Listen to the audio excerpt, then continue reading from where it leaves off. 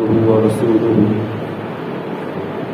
أما بعد فأعوذ بالله من الشيطان الرجيم بسم الله الرحمن الرحيم إن الله وملائكته يصلون على النبي يا أيها الذين آمنوا صلوا عليه وسلموا تسليما اللهم صل على سيدنا شفيعنا مولانا محمد بارك وسلم صلاة وسلام عليه يا رسول الله صلی اللہ تعالی علیہ وسلم. جیسا کہ آپ سن رہے ہیں وہ 3 دن سے کسب حلال کے فضائل، کسب کے بارے میں یعنی کمانے کے بارے میں کہ کمانے کی کیا فضائل ہیں اور کما رہے ہیں، کسب کر رہے ہیں تو آپ کو کس طریقے سے کمانا ہے، اس میں حلال طریقے سے آپ کو کام لینا ہے.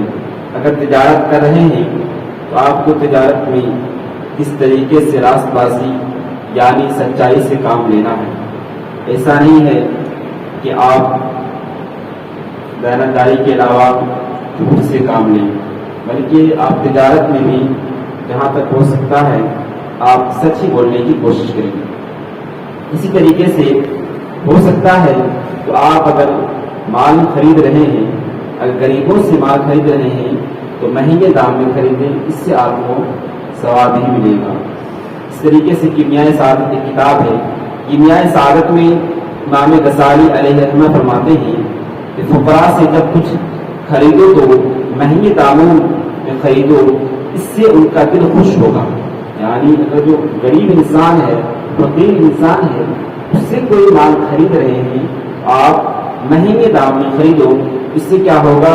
اس کا دل خوش ہوگا، یعنی اس فقیر انسان کا دل خوش ہوگا.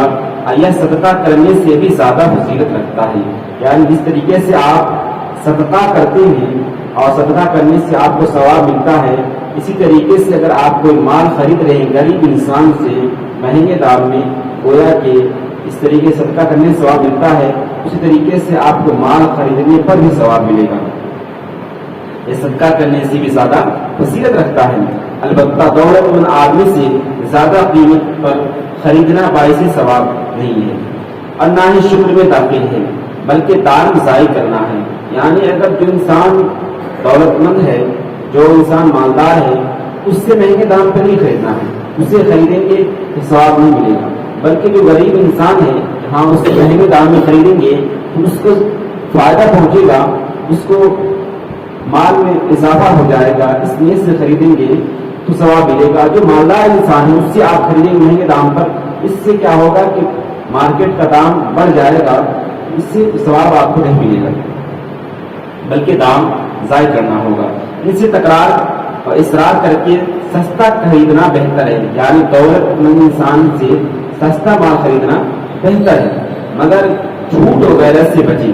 یعنی تاجر اپنے شے کا بھاؤ زیادہ بتائے یہ جائز ہے.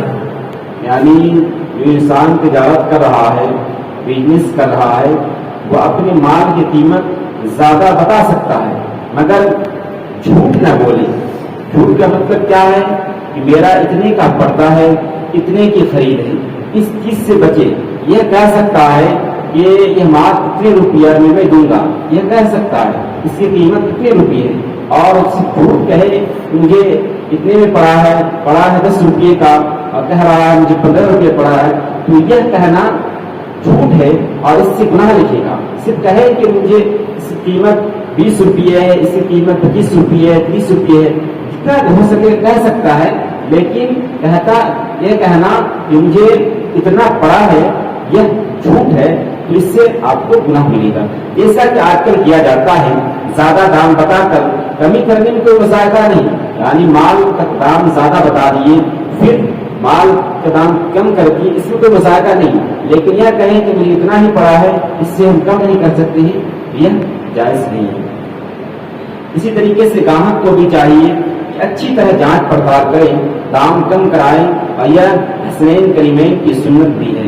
یعنی مال کی قیمت کم کرا سکتے ہیں اور مال کی قیمت کم کرانا حسنین کریمین کی سنت بھی ہے. اس طریقے سے آیا ہے بھاؤ کم کرانا حسنین کی سنت ہے. حضرات حسنین کریمین رضی اللہ تعالی عنہ کوشش کرتے جو کچھ خریدتے سستا خریدتے اور اس میں تکرار و اصرار کرتے۔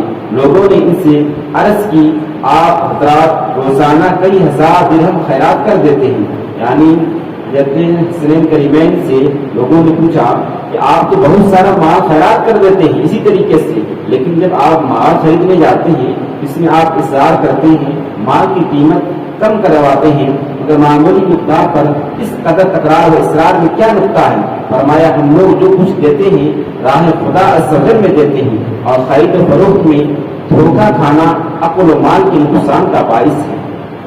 اسی طریقے سے حرام روزی سے بچیں۔ پیارے اسلامی بھائیوں، جہاں کسب حلال کی بے شمار فضائل ہیں، وہاں رزق حرام یعنی رزق حرام کمانے اور کھانے پر بہت ہی سخت وعیدیں بھی آئی ہیں، یعنی حرام کمانے اور کھانے پر بہت ساری وعیدیں بھی آئی ہیں۔ بدقسمتی سے آج کل کسب حلال نایاب نہیں تو کامیاب ضرور ہے، یعنی کہ رزق حلال کمانا آج کل بہت کم ہو گیا ہے، لیکن رزق حلال تو ہے نا۔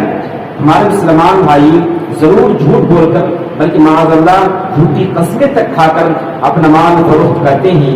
مال کا عیب و نقص اگر ہے تو اسے بھی ظاہر نہیں کرتے، یعنی کوئی مال بیچ رہے ہیں اس میں اگر عیب ہے تاجر اس کو بتاتا نہیں ہے، بلکہ اسے اسی طریقے سے بیچ دیتا ہے، اس کو بتانا چاہیے۔ اگر نہیں بتاتا ہے تو بیچنے والا گناہ گار ہوگا، اس کے ذمے وہ چیز جائے گی اگر نقصان پہنچتا ہے۔ اگر نقص ہے اگر تو اسے بھی ظاہر نہیں کرتے، بے دریغ ملاوٹ کرتے ہیں، رشوت سود دھوکہ بازی، اس سے بھی گناہ کا سہارا لینا پڑتا ہے، ضرور لیتے ہیں اور مال کماتے ہیں، یعنی مال جس طریقے سے حاصل ہو جائے وہ کوشش کرتے رہتے ہیں، یا نہیں دیکھتے کہ مال کہاں سے آ رہا ہے، اس میں ہمارا جائز ہو رہا ہے یا ناجائز ہو رہا ہے۔ میٹھے میٹھے اسلامی بھائی کو غور کریں، آپ اتنا ہی کھاتے ہیں جتنا آپ کے پیٹ میں گنجائش ہے، یعنی ہم تو اتنا ہی کھاتے ہیں جتنے ہمارے پیٹ میں گنجائش ہے، ہم اتنا ہی پہنتے ہیں، اسی قدر پہنتے ہیں جس قدر آپ کی جسامت ہے، باقی آپ کی کمائی آپ کے اہل و عیال کھاتے ہیں اور وہاں آپ پر آئے گا، یعنی وبال جو ہے وہ آپ پر آئے گا، اس لیے کہ آپ نے ناجائز طریقے سے کمایا ہے، آپ کے اہل و عیال نے نہیں کمایا ہے، آپ کما رہے ہیں تو ناجائز طریقے سے تو آپ پر وبال آئے گا۔ لہذا برائے مدینہ اپنے جسم ناتواں پر زخم کریں، خدا را اسے جہنم کا ایندھن بننے سے بچائیں، جس نے پیدا کیا ہے وہ رزق بھی ادا کرنے والا ہے، اور جو کچھ مقدر میں ہے وہ مل کر ہی رہے گا، یہ آپ پر ہے آپ اسے کس طرح حاصل کریں، یعنی کہ اس طریقے سے اللہ رب العزت نے انسان کو پیدا کیا ہے تو روزی بھی اللہ رب العزت نے اس کے ذمہ کرم پر اپنے ذمہ کرم پر لے لیا ہے، یہ آپ کی ذمہ داری ہے کہ آپ اس کو کس طریقے سے حاصل کر رہے ہیں، وہ حلال طریقے سے حاصل کر رہے ہیں یا حرام طریقے سے حاصل کر رہے ہیں۔ اس لیے کوشش کرنا چاہیے کسب حلال کریں، کسب حلال کے ساتھ ساتھ ہو سکتا ہے یہاں تک ہو سکتا ہے کہ حلال طریقے سے اسے کمائیں، اس میں حرام طریقے سے نہ کریں، بلکہ جو بھی ہو سکتا ہے آپ سچ بولیں، جھوٹ بولنے کی کوشش ہرگز نہ کریں، جھوٹ سے بچیں، یہ مال جو ہے پھر آپ کا ناجائز ہو جائے گا۔